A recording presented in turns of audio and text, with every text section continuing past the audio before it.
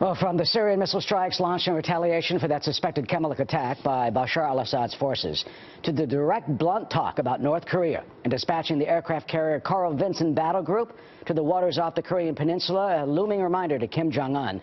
President Trump is taking many foreign policy issues head-on.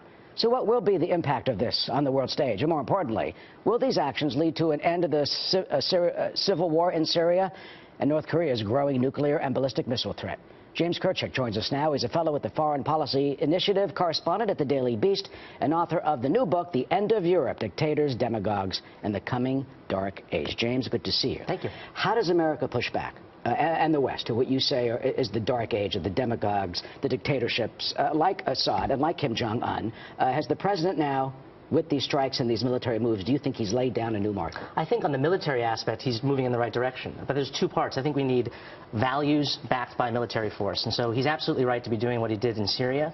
Assad cannot be allowed to use chemical weapons, or they're against international law. And he's actually enforcing the red line that Barack Obama failed to do for years. What I would like to see is more talk of values and democracy. I don't think I've ever heard President Trump in any of his speeches talk about the importance of democracy.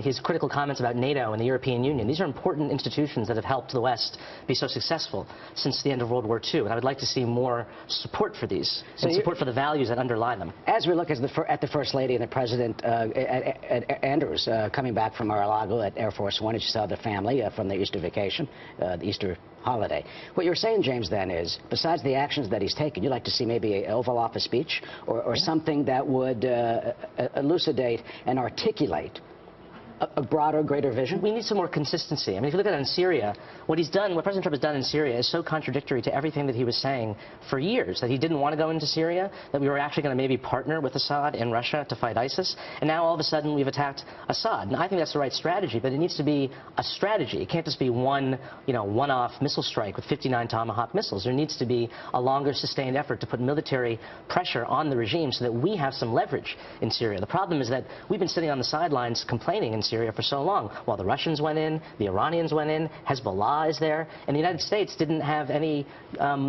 force in the country. And now we are moving more in that direction. So I'd like to see a continuation of this. Well, the Secretary of State, of course, was having a meeting with Sergei Lavrov, which really didn't go that well. No. But at the same time, there are efforts to try and engage the other side, and also dealing perhaps to reach out to North Korea. Well, the problem with Russia and North Korea, the reason why we have problems with these regimes, it's not because of anything we've done. It's because of who they're led by and the type of regime that they are. And it seems every American president, they come into office thinking, well, I'm going to fix Russia. And you saw George W. Bush, he looked into Putin's eyes and saw his soul. It took him a couple of years to realize the soul wasn't very nice.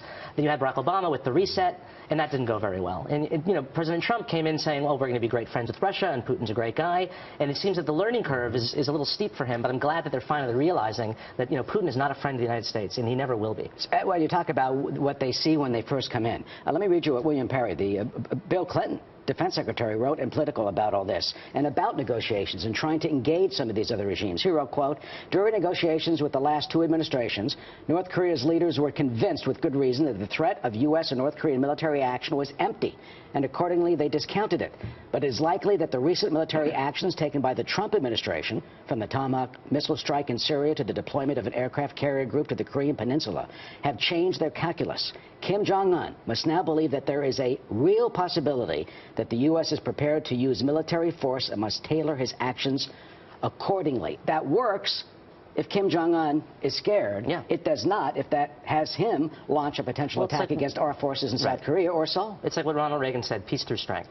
And I think President Trump is starting to show strength, and it's the same in Syria as it is in North Korea. If these dictators don't think that we are going to stand by our commitments and stand by our allies, whether it's South Korea or whether it's our NATO allies in Eastern Europe, then they're just going to behave in the aggressive way that they want to behave. And they just a new addition to NATO. I mean, that's a positive step, some would say. Absolutely. To try and push back against Russia. What do you see in terms of Putin? I mean, they're not giving up on Assad. Iran's not going to give up on Assad. No. Putin's not going to give up on Assad. No, they're not going to give up on Assad. There are many people in this country and in the West and Europe who believe that if we just talk to Putin more, and maybe offer him Ukraine, which would be a horrible idea, that he'll give up on Assad. He's not going to give up on Assad. So it's too important strategically.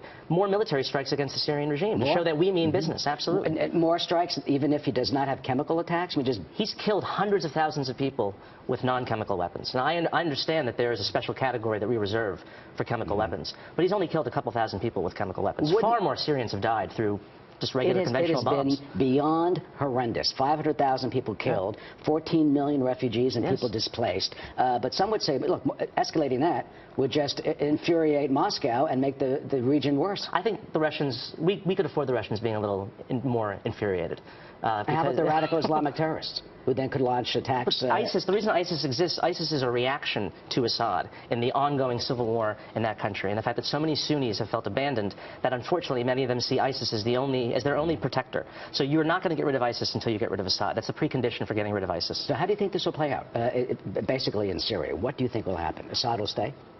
Well, it depends on whether or not President Trump follows through with the policy that it seems Secretary Mattis and H.R. McMaster, his national security advisor, want him to pursue, which is a tougher policy against the Assad regime. And if we can work out some deal with the Russians where we can get rid of Assad through our combined diplomacy and military action, I think that would be the best option for all involved. Maybe swap him out in terms of Kim Jong-un.